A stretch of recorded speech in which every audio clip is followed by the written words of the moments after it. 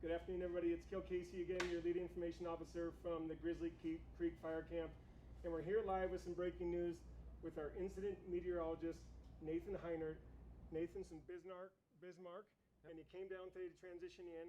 And we wanted to bring you into fire camp here because the National Weather Service just issued a flood watch, flood warning? A flash flood watch.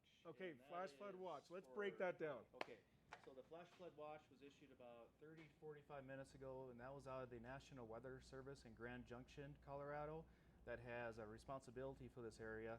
And that flood watch is out until 6 p.m. And I just want to clarify that a flash flood watch does not mean that flooding is imminent. It just means that there is potential for heavy rainfall that may produce flash flooding and debris flow around the Grizzly Fire Creek area. And due to that sensitivity, CDOT, Colorado Department of Transportation, is tracking very closely. So there is very likely to be a closure of Interstate 70 if it gets impacted or if water starts moving. That's right. Our understanding here at camp. Yep. That's what we've all been kind of bracing That's for. Right. And tell us a little bit about the monsoon pattern. This is one of your monitors you're using? Yeah, this is our radar monitor. So I'm going to go back in time here. So when these storms start to develop around 1 o'clock this afternoon here. And this is our fire area right here? Yep. I'll need to zoom in here. Yep. So at home or wherever you're watching, whether it's live or on the rebroadcast, if you have questions for Nathan, go ahead and post them here. Well, if we don't get to them today, we will certainly circle back tomorrow morning at our break it down session, and we'll get them answered for you, because we know folks have a lot of curiosity around the flash flooding. Yep, so let me break down so I explain the fire perimeter. So just for reference, here's Glenwood Springs. Here's the fire perimeter is in the purple. It's kind of hard to see with the red interstate background. And then here you got gypsum over here, and I believe, and then Eagle is up here where we're located currently. So I'm going to zoom out just a little bit here. And if we go earlier, the storm we were watching for a while, we issued a weather alert for the fire crews up there, just in case for the gusty wind potential and some erratic light and some lightning potential, just for their safety. That is one of the primary reasons IMETs are on fire, is to provide safety for the firefighters and the first responders who are out there. And we'll do that quick, break it down. IMET, we all have all these terminologies, is the acronym for Incident Meteorologist. That's right. Yep. So at home, if you use the word IMET, you're talking to a weather person who went to school and is an expert. That's right. There we go.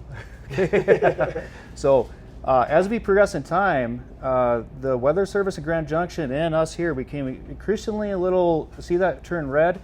That storm really got strong. And this was about close to about 10 minutes to 2 o'clock. And this is about the same time that the Grand Junction office issued that flash flood watch for the rest of this afternoon. So we issued another alert to the crews, make sure they were aware of the watch, make sure they're aware of any flooding potential. Again, and then it's a thunderstorm, so gusty winds and lightning are going to be some very real hazards for the firefighters out there in the middle of the rural country. They're exposed, so this alert is to have them seek shelter and get away from the fire line. Get back to a point of safety, basically. But the good news is, as the storm continued to drift southeast, it weakened, so that is a good thing. However, we still have potential for some more thunderstorms to develop this afternoon across the fire perimeter, this entire western and central Colorado today. And our main concern, I'm going to zoom in just a little bit again, is, okay, so here is I-70 right up here.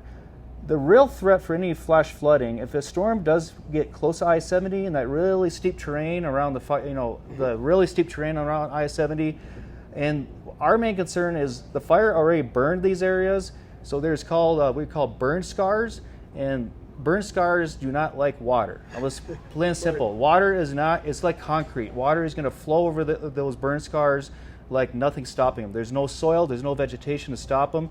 The soil has been burned as well, so all that dead vegetation, burnt soil is going to just repel all the water, and that increases the flash flood potential. Again, why the flood watch was issued in the first place. And not only water is going to flow with that, but that water, as it gushes down those steep valleys and terrain, it's going to pick up mud, debris. So you have debris flow, mud flows. Can be very catastrophic if anybody's caught in the middle of that. Absolutely. And we mentioned this morning when somebody posed a great question about have we already assessed some of the landscape. We had a federal Burn Area Emergency Response Team in last week to do an assessment on these type of drainages. Yep. And then we'll have more assessments ongoing.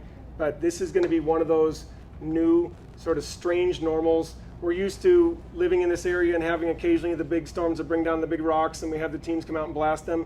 With the fire scars, it's a lot more unknown what's going to happen now and how frequently this is going to impact us. So that's where that normal changes from every other summer or so. We get a big rock either here on McClure Pass or somewhere else. But now with the fire, it could be every afternoon we get a watch, or every 3 days, or whenever the monsoon comes through. Exactly. That's exactly, and that's what we're seeing today is that an uptick in monsoon moisture.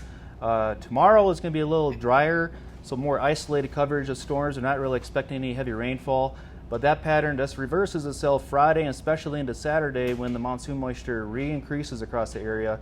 So we're going to be facing the same exact threat Friday, Saturday, maybe into parts of Sunday. After that, a little more questionable what's going to happen. But we're going to be keeping a close eye on this over the weekend. Excellent. And Al Nash behind the camera, any questions from our... Okay, if you have questions, again, if you watch on the rebroadcast, please post it here. This is one of the things we really want to take care of in the next 2 weeks is an understanding of how we operate, where we operate. This is one of our yurts here on campus at the Eagle County Fairground. Thanks to Eagle County for hosting us. We have our socially distant desks, we have our masks on, we have our wristbands that show that we've been temperature checked. We come in and we communicate with you, and then we go right back to our day jobs. So right now my day job is working on the evening stuff. Your day job is watching this. From 5 a.m. to 10 p.m. and overnight too. If these storms are going overnight, the IMETs are always watching this stuff, keeping a close eye on the weather. Excellent. So thanks to Nathan. We got him on short notice. Thanks to Al for working the camera, and we'll look forward to your questions.